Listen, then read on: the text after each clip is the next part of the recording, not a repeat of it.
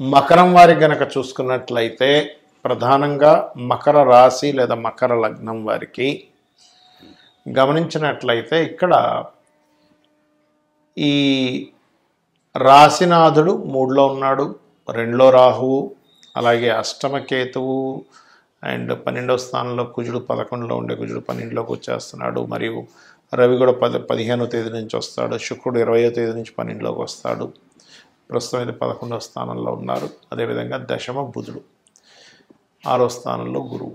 ఈ యొక్క గ్రహస్థితిని అనుసరించి మీ యొక్క రాశి వారికి ఎలా ఉండబోతుంది, ఎటువంటి విషయాల పట్ల జాగ్రత్త వహించాలి, ఎటువంటి పరిహారాలు చిన్న పరిహారాలు ఏం చేసుకుంటే ఉపశమనం లభిస్తుంది అనేటువంటి విషయాలు చెప్తుంది నేనైనప్పటికీ కూడా చెప్పిస్తుంది సాక్షాత్ లలిత అమ్మవారిగా భావిస్తూ, ఇక్కడ ప్రధానంగా ఏంటంటే ఈ మీ యొక్క రాస్యాధిపతి 3వ స్థానంలో ఉన్నందుకు కొంచెం ధైర్య సాహసాలు అనుకోండి, అనుకున్న పని ఏదైతే ప్రయత్నం చేస్తుంటారో ఆ ప్రయత్నానికి సఫలీకృతం అవ్వడానికంటే మనం చేసే ప్రయత్నానికి అంత ఎఫర్ట్కి దాని ఫలితం వచ్చే దీంట్లో శని భగవానుడు ఉన్నాడు. కాబట్టి శని మీకు బాగా సపోర్ట్ చేస్తున్నాడు.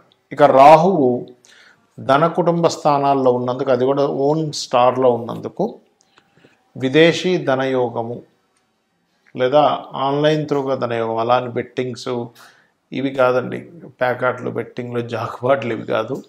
రెగ్యులర్గా మీరు ఏదైనా ఒక వస్తువు అమ్ముతున్నారు, ఒక సర్వీస్ ఇస్తున్నారు ఆన్లైన్లో, దాని గురించి నేను మాట్లాడుతున్నాను. అలాగే మరొక విషయం ఏంటంటే ఇక్కడ వ్యాపార అభివృద్ధి, భూమి మూలంగా కలిసి రావడం ఇటువంటివి ఉన్నాయి మొదటి వారంలో. మొదటి వారం తర్వాత మాత్రం మీరు ఇన్వెస్ట్మెంట్స్ చేసే విషయంలో అసలు ఇన్వెస్ట్మెంట్స్ అనేవి తప్పనిసరి తప్పితే నార్మల్గా అయితే కొత్తగా ఏమీ ఇన్వెస్ట్మెంట్స్ చేయకండి దయచేసి. 12లో కుజుడు వస్తూ శని దృష్టిలో ఉన్నాడు కాబట్టి అనవసరమైన ఇన్వెస్ట్మెంట్స్ అవుతాయి మకరం వారికి, గుర్తుపెట్టుకోండి. అలాగే మరొక విషయం ఏంటంటే పంచమంలో ఎప్పుడైతే పంచమాధిపతి, పంచమంలో ఉండేటువంటి గ్రహాలు ఎప్పుడైతే ఉన్నాయో, ఈ పంచమ స్థానాధిపతి ఎప్పుడైతే మీకు లాభస్థానంలో ఉన్నాడో, క్రియేటివ్ రిలేటెడ్, అది ఇంటీరియర్ అనుకోండి, ఫ్యాషన్ రిలేటెడ్ అనుకోండి, అల్లికలు అనుకోండి, కుట్లు అనుకోండి, అది సినిమా ఫీల్డ్కి సంబంధించింది అనుకోండి, అటువంటి కొత్త అవకాశాలు మీకు వస్తాయి, అందులో ఎటువంటి సందేహం లేదు. రుణాలు లభిస్తాయి. కాస్త వివాహ సంబంధించిన ప్రయత్నాలే కొంచెం ఎక్కువ ప్రయత్నం చేయవలసిన పరిస్థితి ఉంది. తాతగారి ఆస్తికి సంబంధించిన విషయంలో కొన్ని గవర్నమెంట్ లిటిగేషన్స్ వల్ల కొంత స్ట్రెస్ ఉంది, ఆ విషయంలో కాస్త జాగ్రత్తగా ఉండండి.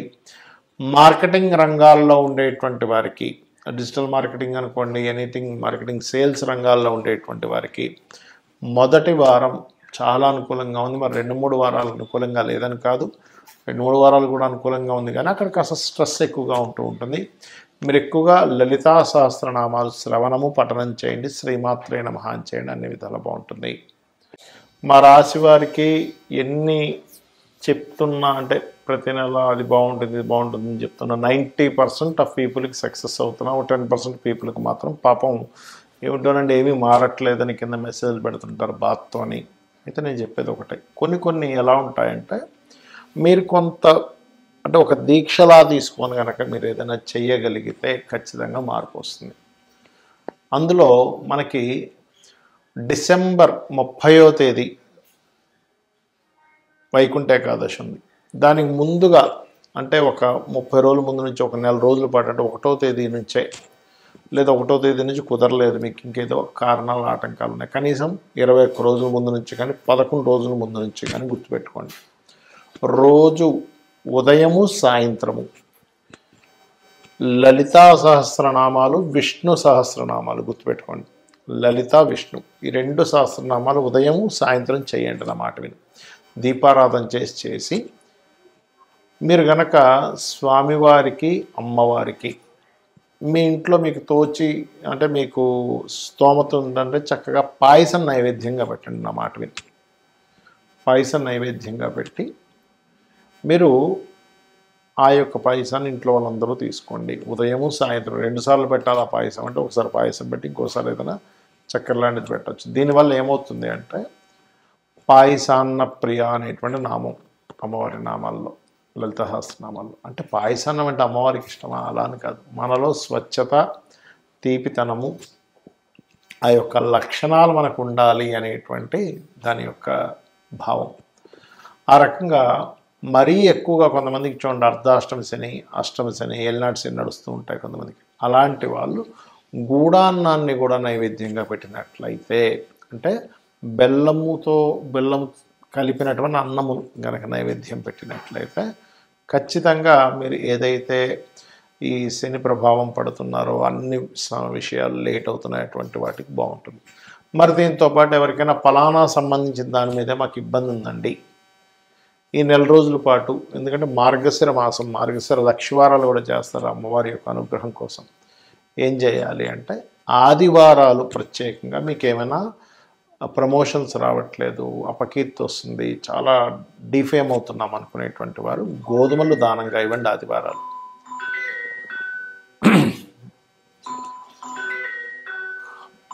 మరియు మానసికమైనటువంటి రుగ్మతలు, మానసికమైనటువంటి స్ట్రెస్ ఎక్కువగా ఉంది అనుకునేటువంటి వారు సోమవారాలు మీరు ఏం చేస్తారంటే బియ్యము దానంగా ఇవ్వండి. కేజీంబో బియ్యము, వైట్ కలర్ వస్త్రం, అలాగే గోవులకి ముల్లంగి తినిపించడం చేయండి. ఖచ్చితంగా మీరు ఏదైతే మానసిక స్ట్రెస్ ఉందో అది ఖచ్చితంగా పోతుంది.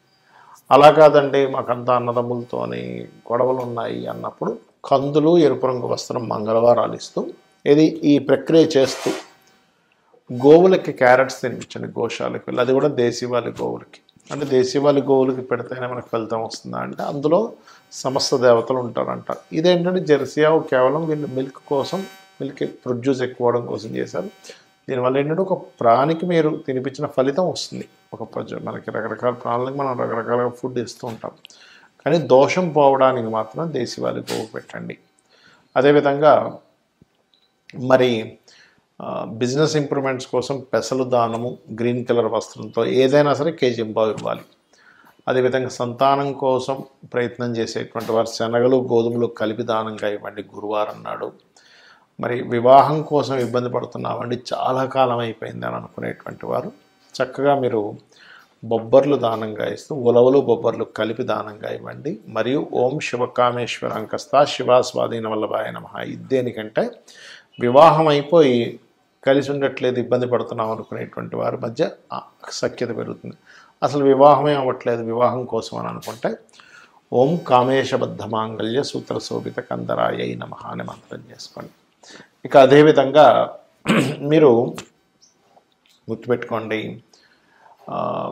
జాబ్ కోసం ఇబ్బంది పడుతూ ఉంటారు కొంతమంది. అలా జాబ్ కోసం ఇబ్బంది పడేటువంటి వారు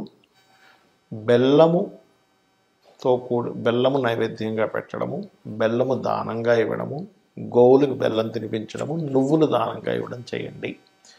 ఇక మరీ అంటే కొంతమంది చూడండి భ్రమల్లో బ్రతుకుతూ ఉంటాడు, ఏదో వస్తుందని ఆశతో బ్రతుకుతూ ఉంటారు, ఏదో రావాలనే ప్రయత్నం చేస్తుంటారు. అలాంటప్పుడు మినుములు దానంగా ఇవ్వండి.